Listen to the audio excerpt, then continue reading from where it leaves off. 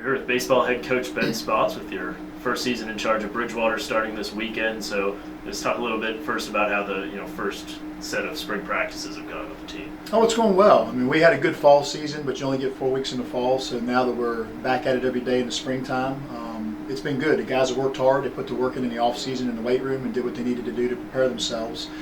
It's a quick turnaround as far as pretty much we're going to open up on the back end of our third week of practice. But it's been a good preseason, and probably because the weather's been so good. We've been outside a lot, and we've been pretty fortunate that this time of year you never know what you're going to get. But I think that's allowed us to, as we go into opening weekend, feel pretty good where we're at. And it's time now just to kind of play and see where we're at, what we need to continue to work on.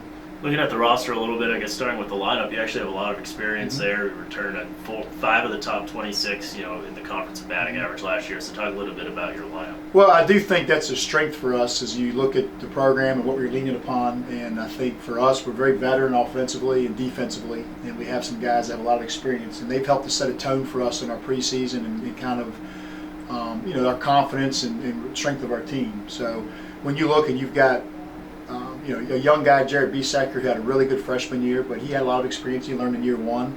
And as a sophomore now, he's a guy we're going to look upon to be a table setter for us. But then you start adding into guys like Jake Talley, Luke Pazuski, J.T. Creed, Matt LaPrade, Kevin Nevado, Jacob Grable. I mean, we have a run of guys that have a good experience. Philip Herbert behind the plate. So I mean, we're very fortunate to have that in this transition year, to have everyday players that have been there before, have played at a high level. They understand the expectations of the ODAC and what you have to do to compete.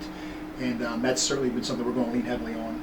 And there's some depth there as well, right? What about some of the young players and transfers coming? Well, we do. We've got some guys. I know we had Tanner Montgomery, who was a transfer that's behind the plate there that can catch for us as well with Philip Herbert. We've got some young guys behind the plate too that I think will continue to develop, but guys we can count on as needed.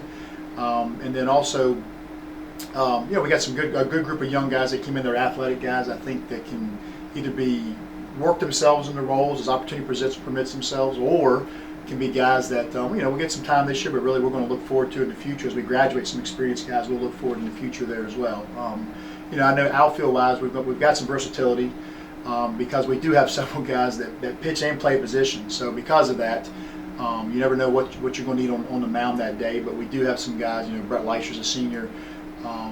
Brett Tharp is a guy that's a sophomore, who's played some in the outfield as athletic guys. We got some guys that we can move around as need be. And really, that's kind of that's a fortunate thing to have right now.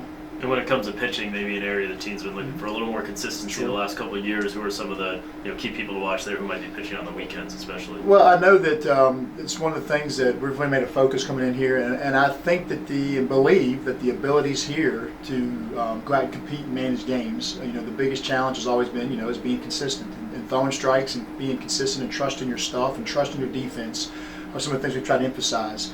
We've had good preseasons here with some guys that have thrown well for us. Tucker Garrison's a guy that's been around for a while, and is a guy that we're going to lean upon to give us innings as a starter right now. We got Hunter Moore, who's only a sophomore, but he's got a good arm and got some experience last year. Wayne Garber's a transfer in for our program that is going to pitch for us. He can also play in the infield and swing the bat. So those are guys. And we got some guys, some young guys, whether they're freshmen or sophomores. That we're going to lean upon and really try to learn early on who can do what for us and how that works out. But I'm pleased with the arms we have, the work they've put in, and now as I tell them, we just need to see who can be consistent when the lights come on.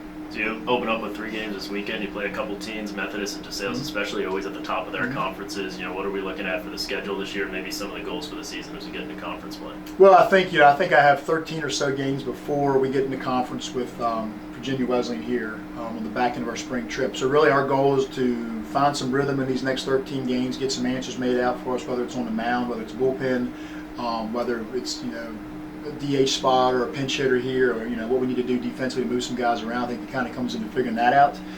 These next 13 games, we'll get challenged this weekend going down and playing DeSales, which is a good program, and I played them before, but they play at a high level and play in a good league.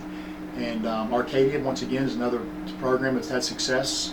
And those teams will be ready to play, even though they're northern teams. They'll be ready to play when they come down this weekend. And Methodist has been a staple for years and been really successful. And they're 2-1 right now and got an early start. So, as you look at those things, you look at some of our non-conference games as we get moving through our spring trip and so forth. It's a good schedule that prepares for the ODAC.